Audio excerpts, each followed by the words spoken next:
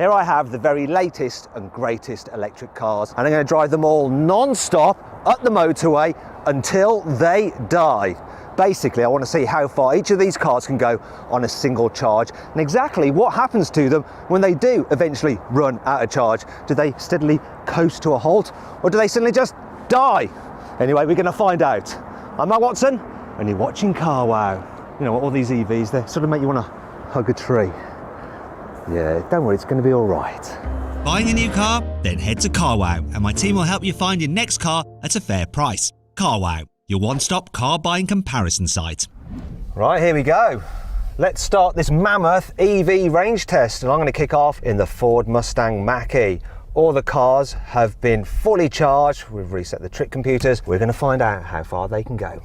Okay, so we're on the M1 heading north. So let me tell you a bit about this Mustang Mach-E. The range starts at £41,000. For that, you get this car. It has a 76 kilowatt hour battery, which gives you a claimed range of 273 miles, but we'll find out exactly how far it goes. However, if you spend an extra £5,000, you can get a 98 kilowatt hour battery. Then that gives you a claimed range of 379 miles. Unfortunately, we couldn't get that car for this test, but we'll still be able to see how far this car can go and what its energy consumption is like in terms of miles per kilowatt hour. As for the charging of this car, it can charge at a maximum rate of 115 kilowatts. Now, this entry-level Mustang has a single electric motor driving the rear wheels, and it puts out 269 horsepower. It's good for 0 to 60 in 6.9 seconds, and when you're driving along, it feels pretty sprightly. Nice pickup. It's not the fastest thing in the world, but it's easily quick enough for day-to-day driving. If you have the car with a 98 kilowatt hour battery, you actually get a more powerful motor, 294 horsepower. However, because it's heavier, because that bigger battery, it's ever so slightly slower to 60 miles an hour by 0.1 of a second. However, if it's performance you want, you can get a dual motor version of this Mustang Mach-E. Now that has 487 horsepower, so it can do 0 to 60 in just 3.7 seconds. Probably don't need that really. So then, what's this Mach-E like to drive? It's actually pretty nice. You get a decent view forwards because you sit relatively high. The suspension, it's a touch on the firm side, and you notice that when you're driving around town that you feel bumps a little bit more than you might expect to in a car such as this. The trade-off is that when you're on a twisty road, it does have a sporty feel to it. Worthy of the Mustang name? Not quite, but for an electric SUV, it is reasonably good fun to drive. When you're on the motorway, it's pretty decent as well. It's reasonably quiet. The seats could do with a little bit more support, but you know, they're okay. I do like the look of the interior. It's pretty cool, and generally quality is good. You've also got this huge screen there, which is quite nice and bright. It's not quite as good as the system in a Tesla, which is sort of ripping off, but it's the best system Ford does. The only thing I'm not sure about is this physical button for the volume. It kind of just spoils the screen a bit. There we go. As for the practicality, well, it's sort of good and not so good. So space in the back is good, despite that sloping roofline. Headroom's good, legroom's good, you've got a flat floor. However, the boot is rather small. It's just over 400 litres, which means it's the smallest boot here. Thankfully, you do have a little bit of extra space underneath the bonnet. There's 80 litres under there, so you can put your cables and stuff, and maybe a soft bag as well. Finally then, we need to look at the energy consumptions. At the moment, I'm averaging 3.5 miles per kilowatt hour. I've only done 21 miles, and already I've used up quite a bit of battery. I've got 87% remaining, and the car's trick computer reckons I'm going to be able to do about 182 miles remaining. Let's see how the other cars are doing. BMW, can you let me know how much battery you've got, what your car's remaining range is, and your energy consumption, please? I've got 200 miles of range on 90% battery. My average kilowatt hours is 3.3. How about the Hyundai? So I'm sitting on 87% battery with 223 miles of range left, and I'm averaging 2.9 miles per kilowatt hour. What about the Audi?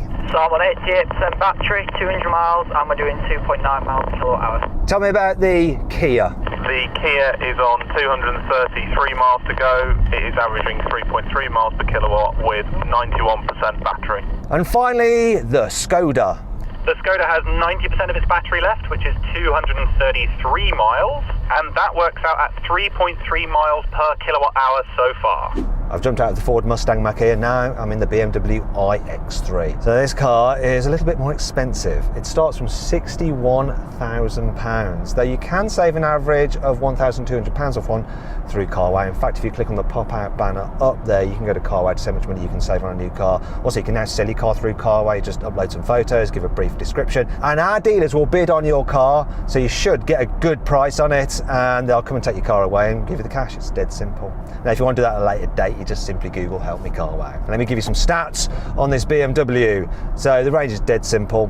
There is pretty much just one motor battery choice. So you get an 80 kilowatt hour battery, which supposedly is good for 281 miles. The car also comes with just one electric motor driving the rear wheels, and that puts out 286 horsepower, which is good for 0 to 60 miles an hour in 6.8 seconds. In terms of pickup, yeah, it feels exactly the same as the Ford, really. You can't notice much difference.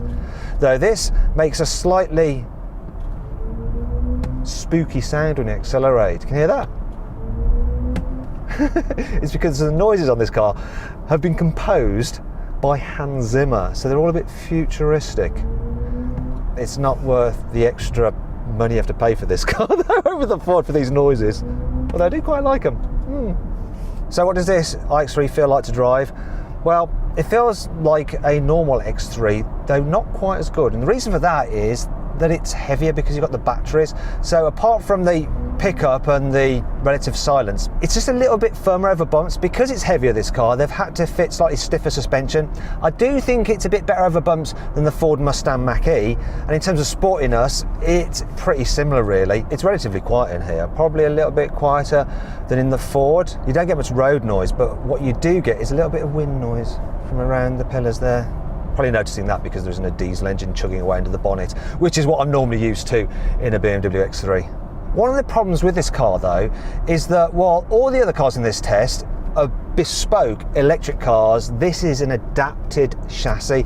So obviously you get the X3 with a diesel or a petrol engine, and in this one they've just stuck an electric motor and some batteries, so it's a bit of a compromise. What's not a compromise, though, is the interior quality. It's a definite step up over the Ford, though I'm not sure I think the design is any better, though I'm partial to the two-tone interior with the beigey bits. I do like BMW seats, lots of adjustment and enough support. If a little bit on the firm side, but I like it slightly firm. The tech works well, but it doesn't have the wow factor of that big screen in the Ford Mustang Mach-E. Does it feel £20,000 more expensive in here? Not gonna lie, I don't think it quite does, but you may want to pay the extra for a BMW badge than you do a Ford badge. Actually, it's a Mustang badge, isn't it? It's a horse, or is it a pony? It's a Mustang. In terms of the practicality, it's a little bit bigger in here than the Ford Mustang, a bit more room in the back seats, though there is a hump in the floor, and that's partly because of that adaptive chassis. It's not completely flat like in the back of the Ford Mustang Mach-E. Still a bit more roomy, and visibility I think is better than that Ford. So too is the boot capacity. You've got 510 litres of space, which is pretty good. However, there is no space underneath the bonnet, which is a bit annoying. I'll tell you what else is annoying. The design. It's a little bit old now, isn't it, the X3? It just doesn't look as cool as the Ford, or the Kia, or the Hyundai, or the Audi, and probably not even the Enyaq either. Oh dear. Do you know what? Even though this car uses a converted internal combustion engine platform, it does feel more sophisticated in the way it drives compared to that Ford. Not quite as sophisticated as the normal X3, but better than the Ford still. I suppose that's where some of your money's gone. All right, so I've been driving for 50 miles and it's got about 75% battery remaining and 193 miles of range. It's averaging 3.5 miles per kilowatt hour. Can you give me how much range your Ford has left, please? I've got 76% of my battery left, and that gives me 169 miles of range, averaging 3.9 miles per kilowatt hour. I think that Ford might have to duck out first. To be fair, it does have a lower range than all the cars here because it's the entry-level version. Unfortunately, that was the only Mustang Mach-E we could get for this test. We couldn't get the bigger battery version, but we'll still be able to see how efficient that Ford's propulsion system is. Audi, what are your stats? Right, so we're on 77% battery, 195 miles, and we're doing 3.2 miles per kilowatt hour. How about the Skoda? The Skoda has 80% of its battery left, which works out at 217 miles, and at the moment it is doing 3.5 miles per kilowatt hour. Hyundai, what are your details? So the Hyundai is currently on 76% battery with 191 miles of charge remaining, and it's averaging 3.3 miles per kilowatt hour. Finally then, the Kia. The Kia is on 82% battery. It is averaging 3.7 miles per kilowatt hour, and we have 201 miles of range left. Okay, interesting. So the cars are quite closely matched.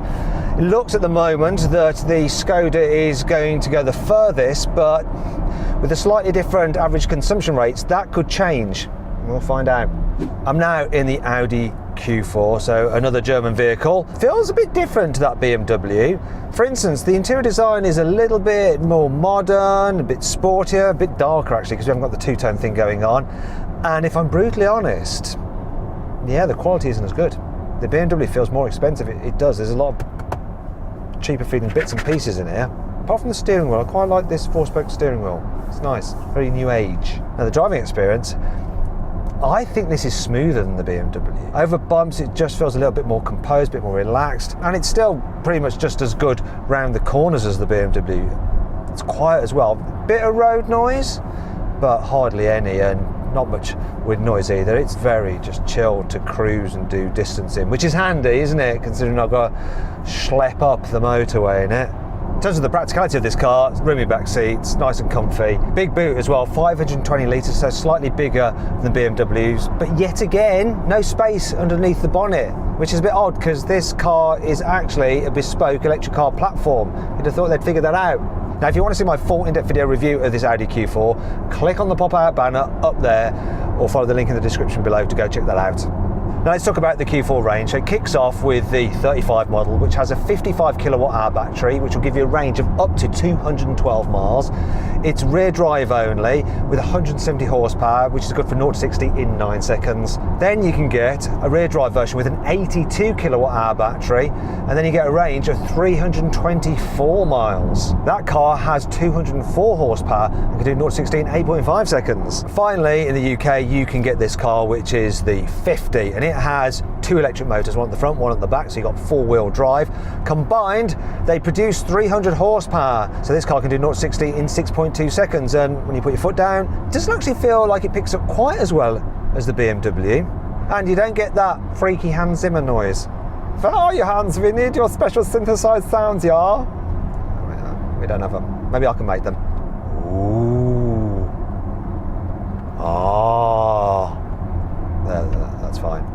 Now this car's quite expensive, £63,000. Still, range is decent. It's supposed to do 298 miles on a single charge, but will it? So far, this car has done 100 miles, and I've got 56% of the battery remaining, and that's saying that I've got a range of 149 miles, and I'm averaging energy consumption of 3.2 miles per kilowatt hour, which is fairly decent. Now, you might be wondering what that warning light is there.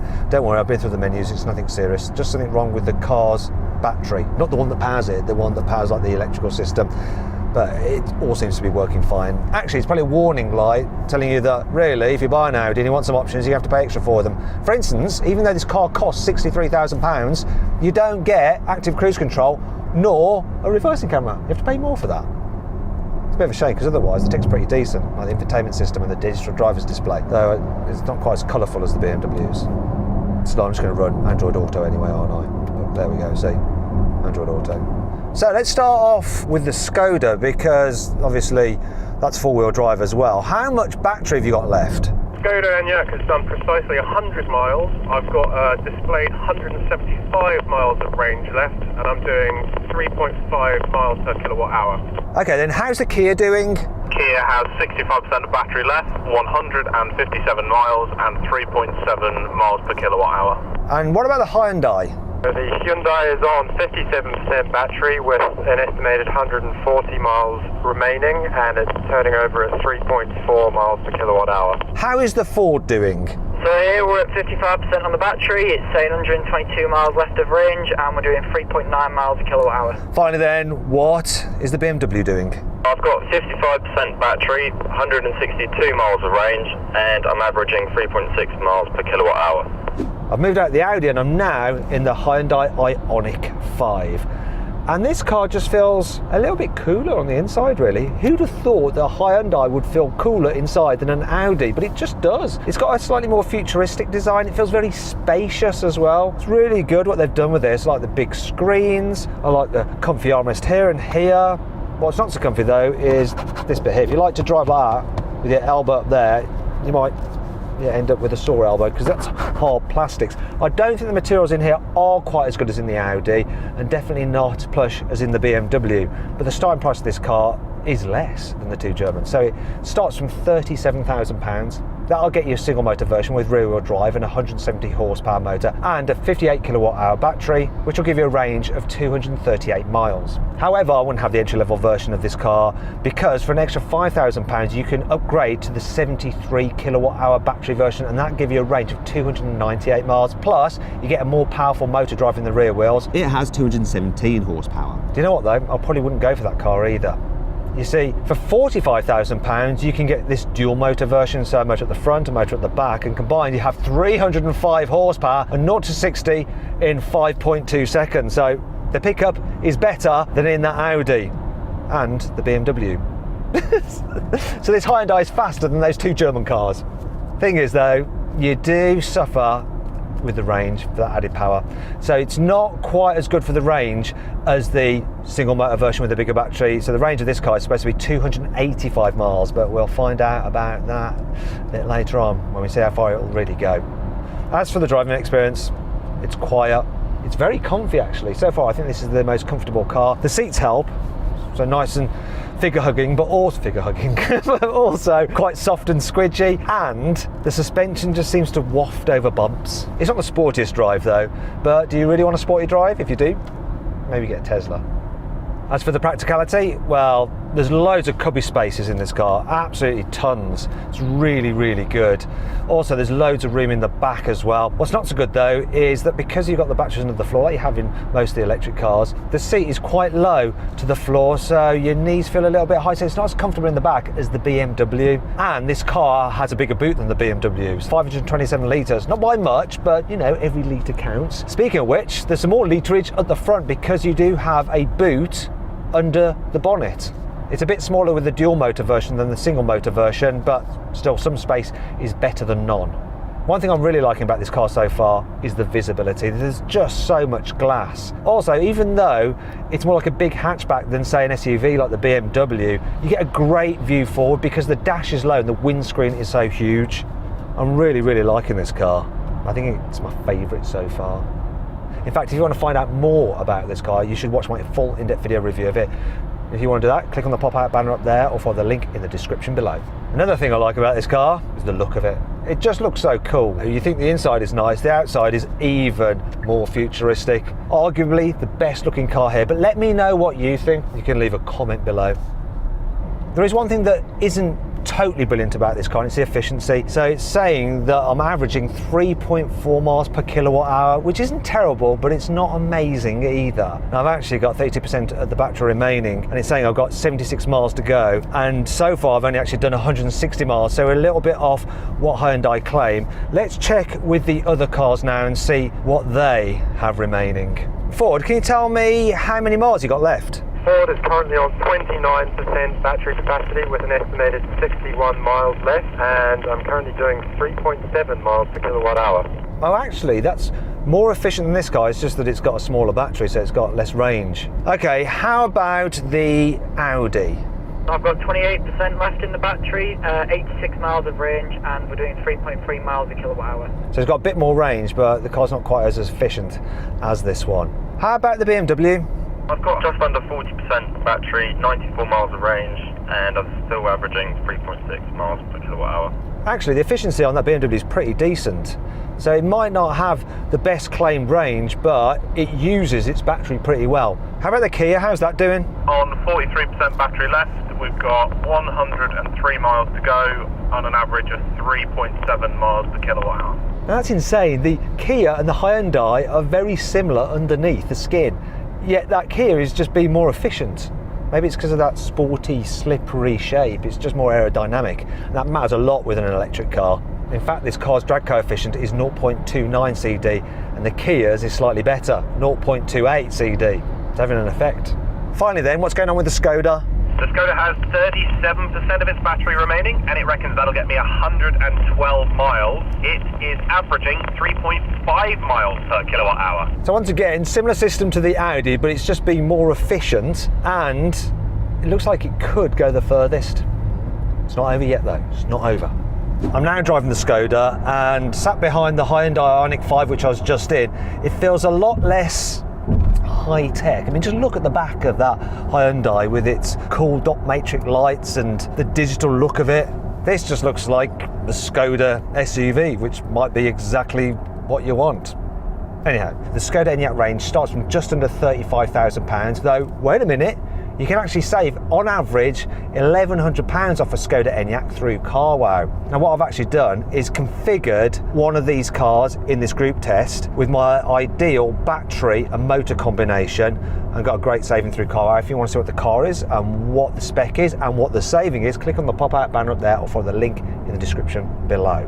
Now, let me tell you about the actual range itself. You start off with a 58 kilowatt hour battery and a single electric motor driving the rear wheels in the 60 model. That car has a range of 256 miles and 177 horsepower from its motor. Now you can actually get a bigger battery version with 77 kilowatt hours, which will give you a range of 336 miles. Yeah, that's much better, isn't it? Also, you get a slightly more powerful motor, 201 horsepower. But if you want the most power from your Skoda Enyaq, you want this dual motor version. It has 265 horsepower and four-wheel drive. In fact, you can do 0 to 60 in 6.9 seconds. And when you put your foot down, it feels pretty nippy, actually. In fact, I can't tell any difference between this and the Audi. However, more power means less range. So the range of this compared to the single motor version with the bigger battery, 303 miles, so slightly less. It's also more expensive. So the single motor, bigger battery version is £39,000, and this one, £46,000. Anyone who still thinks that Skoda is a lesser brand needs to come and sit in this Enyaq. If you ask me, it doesn't feel any less expensive inside than the Audi. And also, unlike the Hyundai I was just in, look, we've got squidgy materials here on the top of the door, so when I rest my arm up here, my elbow is comfortable. And that's really important. It is very conventional though, this car. We do have a big screen here, but what I'm not so keen on those this. Look at that silly little digital driver's display. And you can't get a bigger one. It's odd. I don't know why they've done that. That's the only thing that I really don't like about the interior design of this car. Other than that, it's practical, so it's roomy in the back seats. Not quite as roomy feeling as the Hyundai. The boot is bigger though. In fact, it's the biggest boot here. The capacity is 585 litres. Unfortunately, unlike the Hyundai, there is no separate boot underneath the bonnet. Do you know what? I like the way this thing drives. It doesn't feel overly firm, but it doesn't feel too soft and squidgy either. There's a very reassuring Skoda-iness about it. It doesn't handle in quite such a sporty way as the Ford Mustang, but overall I do think it's slightly more comfortable to travel in. It's quiet as well. Get a bit of tyre noise, but not really all that much, and there's pretty much no wind noise. Other than really wanting an Audi badge, I see no reason to have the Audi over this. No reason at all. Actually, another reason I'd have this over the Audi is that it seems to be more efficient. So it's averaging 3.5 miles per kilowatt hour. Could have something to do with the fact that it is more aerodynamic than the Audi. 0.26 CD compared to 0.28 for that Q4. Speaking of efficiency, let's see how much battery we've got remaining. So 26% of the battery says that'll give me a range of 74 miles. What are the stats on the Ford Mustang Mach-E? It's showing 17% battery for 36 miles of range. Average is 3.7 miles per kilowatt hour, and I have the low battery signal on, so we're getting close to the end. Oh dear. It's efficient, but it's got a smaller battery than the other cars, hence it's not got that much range left, but it's done a decent job so far. Most likely it's going to be the car that leaves first. So Hyundai, how are you doing? Currently sat on 20% battery with 47 miles of range left and turning over at 3.4 miles per kilowatt hour. Oh, well, that's not so good for the efficiency. It's not much different really in remaining range to that much smaller batteried Ford. What about the Audi? What's that doing? So we're at 17% battery, 48 miles of range, and 3.2 miles kilowatt hour is what we're getting for efficiency. Really interesting. It's a very similar propulsion system to this Skoda, yet this Skoda is just more efficient. How about the BMW iX3? Got just under 25%, 63 miles left, and I'm still averaging 3.6 kilowatt hours. Yeah, pretty good, very close to this Skoda. Finally then, what's the Kia saying? The Kia has 32% of its battery capacity left, which translates to 76 miles, and it's ticking along at 3.7 miles per kilowatt hour. I've now jumped into the Kia, and it may only be 4:15 in the afternoon, but already it's going dark. Good old British winters, eh? It's a nice car though, I really like the interior, especially with the ambient lighting, it looks good. In fact, I like the interior of this car better than any of the others I've driven so far. It's a really cool design. It's got the tech, it's got the style, it feels modern, feels sporty. Kia's done a brilliant job with the inside of this car.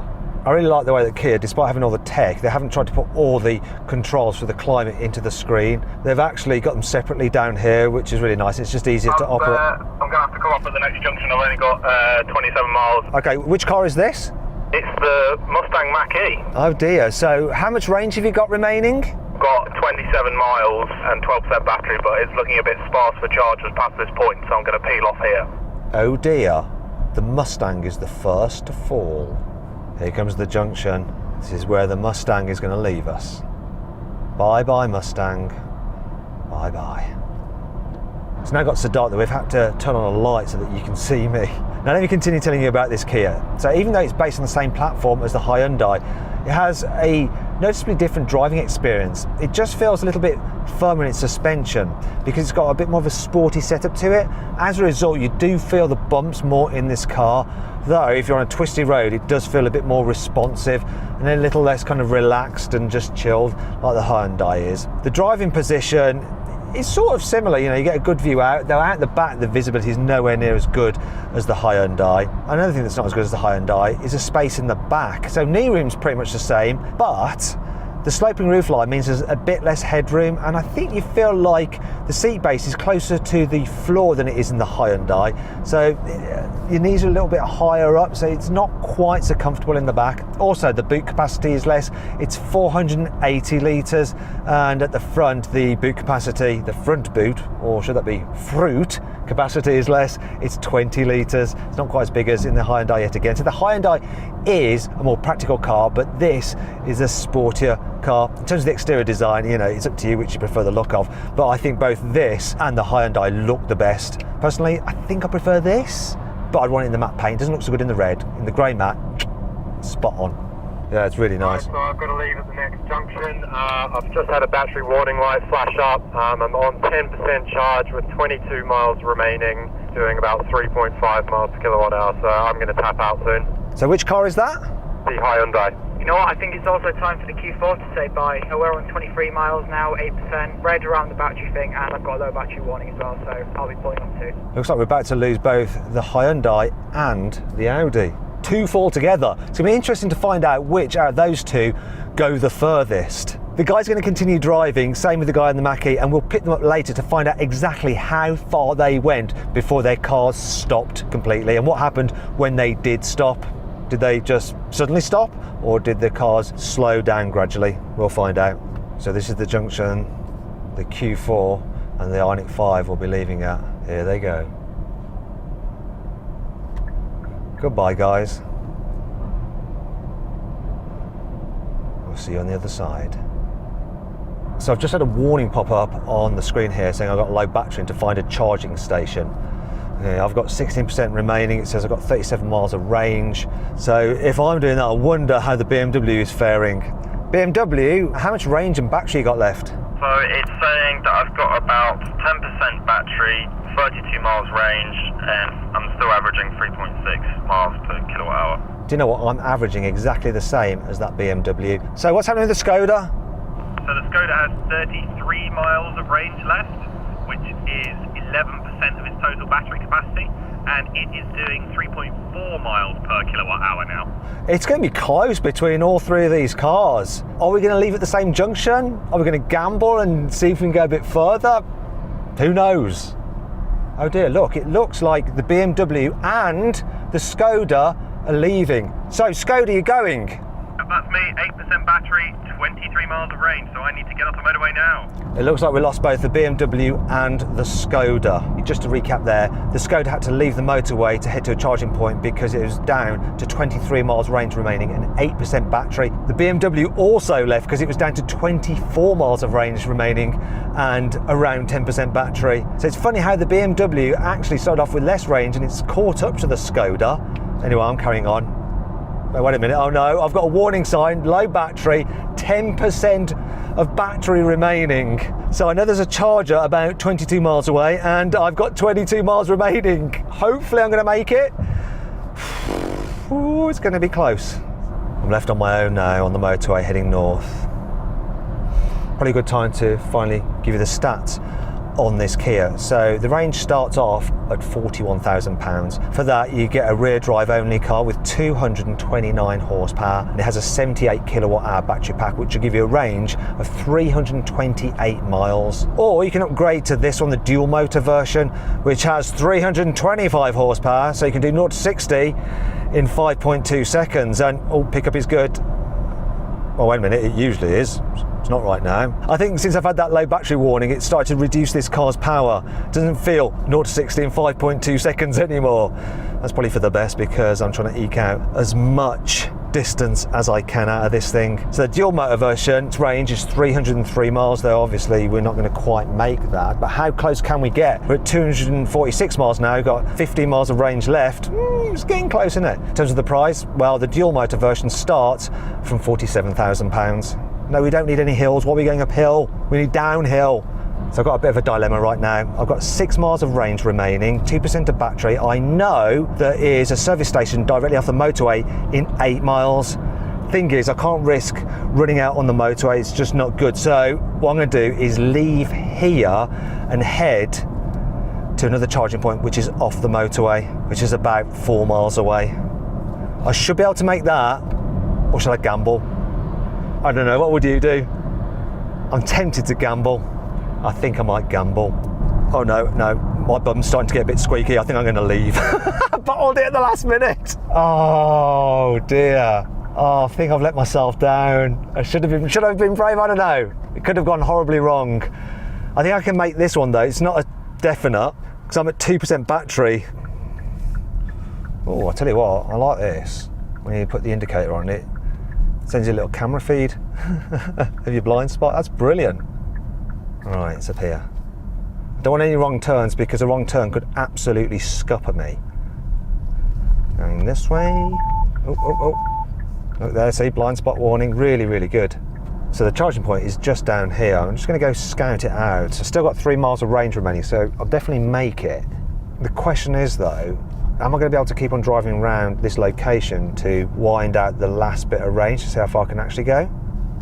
Or I'm going to have to head out onto the road again and maybe chance it and see if I can just wind off some range and eventually make it back here. Oh my God. I thought I'd been here before, and I have. The very first range test we did ages ago, I actually made it here in the Tesla Model 3. Now if you want to see that video, click on the pop-out banner up there to go watch that video. I can't believe it, I was like deja vu. This is the place, and I know exactly where the chargers are. Oh wait a minute, I've got a horrible feeling there might just be Tesla chargers. That would be a very bad thing, because obviously I can't charge this using a Tesla supercharger. Please have some other chargers there. Please, please, please. Oh no, they weren't Tesla chargers, were they? Look, they were InstaVolts. We're on. So I've got 3 miles of range. I'm gonna have to do a bit of driving around and then come back here. And hopefully I'm not gonna misjudge that, otherwise I might not be coming back here. All right, I'm just gonna start driving around in circles for a bit. Let's see how this plays out. This is how I like to spend my evenings, most nights. Just cruising around estates, trying to run out of battery power. The trip computer is saying that I've done 260 miles and I've got 1 mile of range remaining. In theory, I should do 261 miles, but can I go further than that? We'll find out. I'm not giving up. Oh dear, we got the tortoise symbol. The power is limited on this car. I don't want to see that. I want to see how much range I've got left. Obviously, it's less than 1 mile, it thinks, because that's all I can see. Can I clear that? I don't know. No, it's not letting me do that. Anyway, that's not going to stop me. Oh, it's a phone call. This must be our first person to drop out. Let's find out which car it is. What's it going to be? Hello, who's that? It's Jack in the Mustang Mach-E. Oh, you're the first to fall. Go on, how far have you gone? Yeah, I'm out of juice in Knaresborough. I got 228 miles after about 45 minutes on 0%. The car came to a crunching and clunking halt in a housing estate. Wheels can't move, steering wheel can't move, and I can't be pushed. So I am pretty much stuck until I get help. Oh dear. What was your car's average energy consumption though? It was 3.7 miles per kilowatt hour, so not too bad. Okay, that's actually pretty decent. Do you know what? I'm going to let you get on and find some help because I'm still going. I've got to keep driving round and round and round. So I'll speak to you later, all right? Yeah, speak to you later, Matt. All right, bye-bye. Who'll be next, eh? Who'll be next? We're basically on 0% battery, but we're still going. Oh, phone call, what's this? Who is it? Oh, it's Ryan in the Audi. Oh, hello, Ryan. How you doing? What's happened? So the Audi's dead. Oh, how far did you go? So it managed 234 miles. 234 miles. And what was the average energy consumption? 3.2 miles per kilowatt hour. Not brilliant. So what happened when it ran out? It was alright to be honest. It's let me come to a safe stop, so there's no abrupt, slamming on the brakes, anything like that. It's just basically stopped accepting throttle input. I'm still going here. Haha. I'm going to beat you. Sorry for some, innit, Matt? Sorry for some. It's fine. We'll pull up. We'll be alright. Alright, Ed. Speak to you later. Take care, Matt. See you in a bit. I'm going to keep going. I reckon there's quite a bit left in this. It said I had 1 mile of range at 260 and I've done 1 mile. Should have no range left. But I seem to keep on going. This Kia is unstoppable. Right, here we go. Here we go. Look, we've got another phone call. Which car is it this time? Let's find out. Hello. Hello, Matt. This is Simon in the Ioniq 5. I've run out of battery. No way. I'm in the Kia. I'm still going. So how far has it gone? So I've managed to go a total of 237 miles before I gave up the Ghost, and that was with an average consumption of about 3.4 miles per kilowatt hour. Do you know, I'm absolutely beating you in this. I can't believe it. But what happened when it ran out? So I've got an idea, because it should be the same kind of experience. So it was a little bit odd. It sort of, as it got closer and closer to being flat, it lost a huge amount of power to the point where it was struggling to get up to 10 miles an hour. And then when it absolutely conked out, it just rolled slowly to a standstill. But just before it stopped, it sort of launched itself into park mode, so it lurched to a stop really suddenly, which was a little bit unpleasant, to be honest. Okay, all right. Well, hopefully you're all right and you'll be able to get it moving again to get to a charge point. Is one far away? Yeah, so there's one just on the other side of the car park, about 40 metres away. So I've timed it pretty badly, really. But we can push the car. Okay, well, do you know what? The steering isn't working. You better go find someone to help you then, because I'm a little bit further up the road than you. I'll go make friends. All right, yeah. All right, I'll let you go do that. See you later. All right, see you later. So that is 3 down, 3 to go. Hope this ends soon. I'm getting really bored. Oh no, I've got someone behind me. Oh god, they're pulling off. They're going to get really annoyed with me. Just going around so blooming slowly. Thankfully this housing estate is pretty quiet right now. If I was on the main road I'd be causing absolute chaos. Speaking of chaos, who we got here? Hello, who's that? Hi Matt, it's James. What are you in again? BMW iX3. Oh right, oh, okay. So what's happened? Well, I've run out of juice. Obviously. Go on. So how far have you gone now? I'm standing in the cold. That's why he's standing in there. How far did you get? 257.5 miles. Not too bad. Okay, yeah. And what was the average energy consumption? About 3.6 miles per kilowatt hour. So what happened when it ran out of power?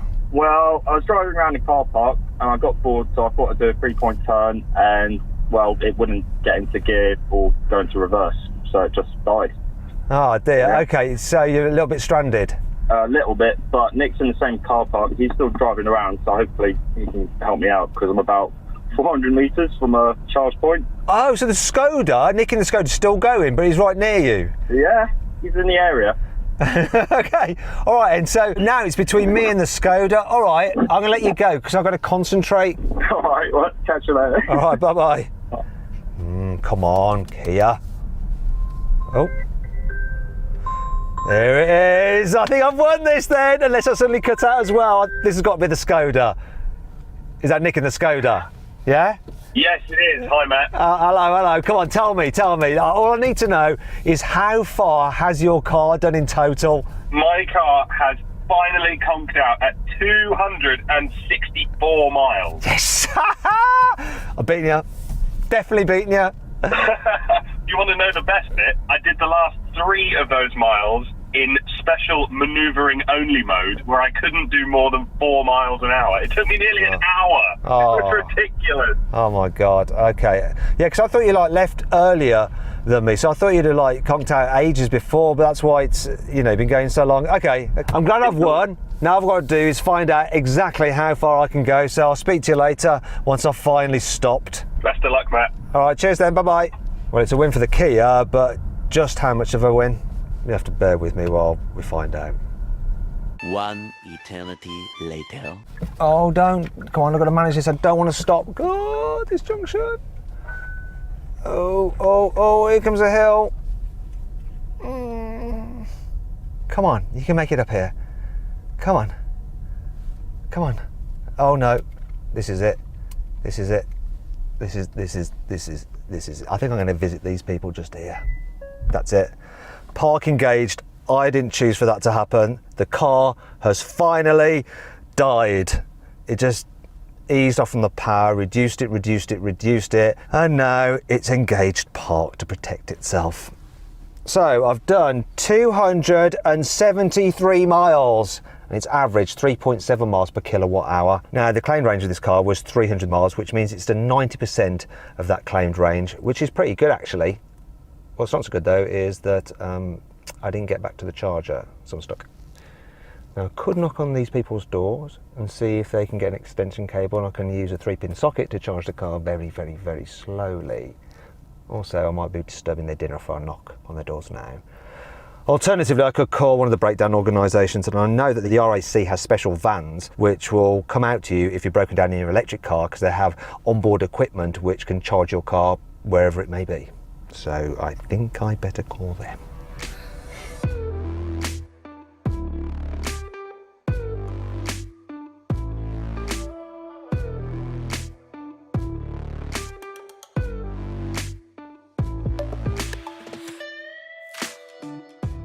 After about 20 minutes of emergency charging from the RAC's rescue van, I was able to get the Kia moving again, and I've driven a short distance to this rapid charger here, so all is well. And well done to the Kia. It won. It managed to do 273 miles on a full charge, which is 91% of the claimed range, which is fairly impressive, as is its average energy consumption of 3.7 miles per kilowatt hour. Now, if you want to see how those figures measure up to all the other cars, we've got this table here. If you pause the video, you'll be able to compare them. And I must give a special mention to the Ford Mustang. It may have had the smallest battery and gone the shortest distance, but it also managed an average of 3.7 miles per kilowatt hour, just like this Kia.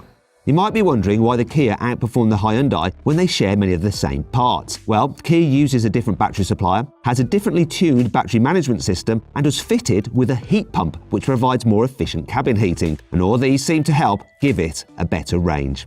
Anyway, I hope you all enjoyed the video. If you did, give it a like. If you didn't, give it a dislike. If you want to watch some more videos, click on the windows. And if you click on the central box there, you can go to carwow to see how much money you can save on a new electric car. Thanks for watching.